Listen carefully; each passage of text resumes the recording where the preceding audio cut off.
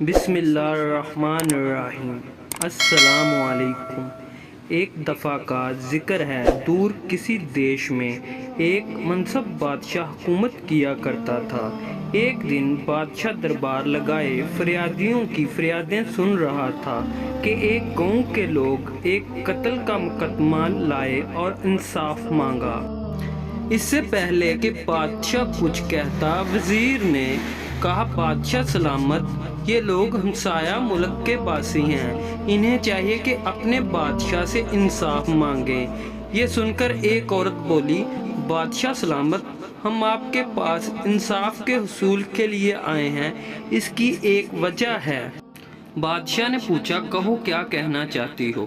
اس عورت نے بتانا شروع کیا، میرا نام شازیہ ہے، ہم لوگ کمہار ہیں، مٹی کے گھرے بنا کر گاؤں گاؤں گھوم پھر کر فروخت کرتے ہیں۔ لیکن کچھ دن پہلے کی بات ہے، میرا شوہر ندی سے پانی بھرنے گیا، لیکن جب کافی دیر ہو گئی اور وہ واپس نہ آیا تو میرے سسر اور بیٹا گاؤں کو لوگوں کے ساتھ انہیں ڈھونڈنے کے لیے گئے اور انہیں ندی کے کنارے میرے شوہر کی لاش ملی۔ میرے شوہر کی موت تیر لگنے سے ہوئی تھی اور اس تیر پر آپ کے ملک کا نشان بنا ہوا ہے، جس کا مطلب ہے کہ آپ کے کسی درباری یا اعلیٰ افسر کے تیر لگنے سے میرے شوہر کی موت واقع ہوئی ہے۔ آپ میرے شوہر کے قاتل کو ڈھونڈ کر ہمارے لوگوں کے سامنے سزا دیں، ہم آپ سے انصاف کے طلبگار ہیں۔ شازیہ کی درد بھری کہانی سننے کے بعد بادشاہ نے کہا، وہ تیر پیش کیا جائے۔ شازیہ نے وہ تیر سپاہی کے حوالے کر دیا۔ بادشاہ نے تیر کی جانچ پڑتال کا حکم دیا اور شازیہ اور اس کے لوگوں کو شہر کے مسافر خانے بھیج دیا گیا۔ بادشاہ نے دربار میں موجود تمام درباریوں اور اعلیٰ افسران کو تنبیہ کی کہ اگر کوئی گناہ گار ہے تو خود اپنا گناہ قبول کر لے، ورنہ اصل گناہ گار کو ڈھونڈ کر سخت سزا دی جائے گی۔ بادشاہ نے انصاف کی فراہمی کو یقینی بنانے کے لیے خود تحقیقات کرنے کا فیصلہ کیا اور لاہور کے کارخانے جا کر کارخانے کے سربراہ لوہار کو وہ تیر دکھایا اور اس کو حکم دیا کہ وہ اس تیر کے بارے جو کچھ جانتا ہے سچ سچ بتا دے۔ لوہار نے بادشاہ کو بتایا کہ یہ اور اس جیسے کئی تیر اس نے ملکہ بانو کے لیے بنائے تھے۔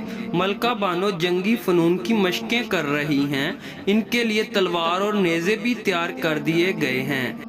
بادشاہ اسی وقت چند سپاہیوں کو لے کر فوجی مشق کے اڈے پر پہنچا اور ملکہ بانو کو قتل کے الزام میں گرفتار کر لیا گیا۔ بادشاہ نے ملکہ بانو کے تمام جنگی ہتھیاروں اور تیروں کی جانچ کی اور اس کے بعد ملکہ پر قتل کا مقدمہ چلایا گیا۔ ملکہ نے بتایا کہ ایک رات وہ شکار سے واپس لوٹ رہی تھی کہ رات ہو گئی اور جنگل میں ہی کیمپ لگا کر رات گزارنے کا فیصلہ کیا۔ آدھی رات کو میں نے کسی کے قدموں کے آنے کی آواز سنی۔ میں ڈر گئی تھی، اندھیرے میں کچھ دکھائی نہیں دے رہا تھا۔ مجھے لگا کوئی جنگلی درندہ ہوگا اور میں نے آواز کی سمت تیر چلا دیا۔ صبح جب سپاہیوں نے جنگل کے اس حصے میں تلاشی لی، نہ کوئی جانور ملا نہ تیر۔ بادشاہ نے ملکہ بانو کو بتایا، آپ نے ایک معصوم کمہار کو قتل کر دیا جو مشکیزیں بھرنے ندی کی طرف جا رہا تھا۔ آپ کو کسی انسان کی جان لینے کا کوئی حق نہیں تھا اور جب تک آپ جنگی ہتھیاروں کے استعمال میں مہارت حاصل نہیں کر لیتی، آپ کو ہتھیاروں کا استعمال کرنے کا کوئی حق نہیں تھا۔ اگلے دن بادشاہ نے دربار لگایا اور ملکہ بانو کو زنجیروں میں جکڑ کر بڑے دربار میں پیش کیا۔ شازیہ کو بادشاہ نے سزا کا اختیار دیا کہ وہ جو چاہے سزا دے۔ شازیہ نے کہا، بادشاہ سلامت، اس عورت نے مجھ سے میرا شوہر چھینا ہے، میں بھی اس سے اس کا شوہر چھین لوں گی۔ آپ اس عورت کے شوہر کو میرے سامنے لائیں، میں اسے تیر سے اس کے شوہر کا قتل کروں گی۔ بادشاہ کے حکم پر شازیہ کو تیر کمان پیش کیا گیا اور اس کے بعد وہ ہوا جس نے سب کو حیران کر دیا۔ بادشاہ نے ملکہ بانو کو راج محل بھیج دیا اور خود شازیہ کے سامنے نہتے کھڑے ہو کر کہا، شازیہ، تمہارا مجرم تمہارے سامنے ہے۔ شازیہ یہ ماجرا دیکھ کر دنگ رہ گئی اور اس نے وہ تیر بادشاہ کے تخت کی طرف چھوڑ دیا اور کہنے لگی، بادشاہ، آپ کی بیوی نے میرے بچوں کو یتیم کر دیا۔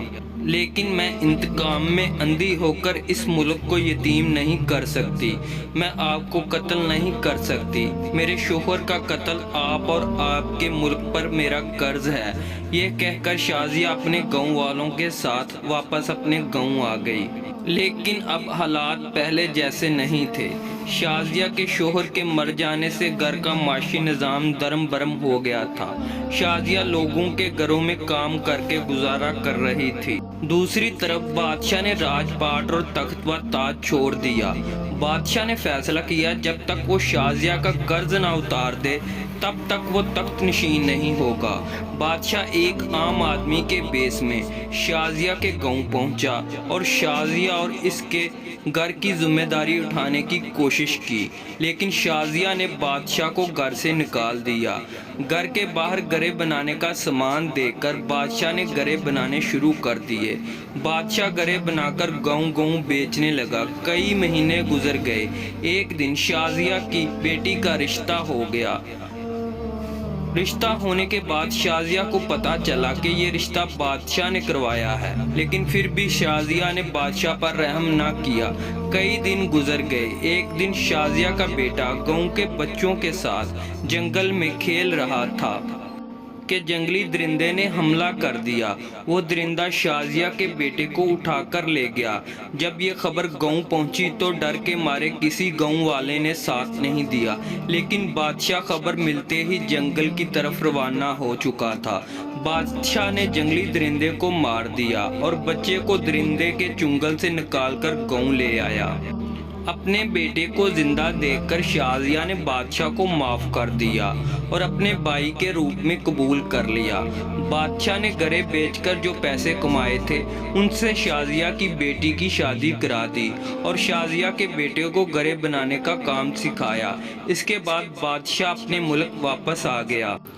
یوں عادل بادشاہ نے انصاف قائم کرنے کے لیے اپنی بیوی، تخت و تاج اور زندگی کی بھی پرواہ نہ کر کے دنیا کو بتایا کہ انصاف بہت ضروری ہے۔ بغیر انصاف کے کوئی معاشرہ پھل پھول نہیں سکتا۔ ویڈیو اچھی لگی ہو تو لائک شیئر ضرور کیجیے گا۔ جزاک اللہ۔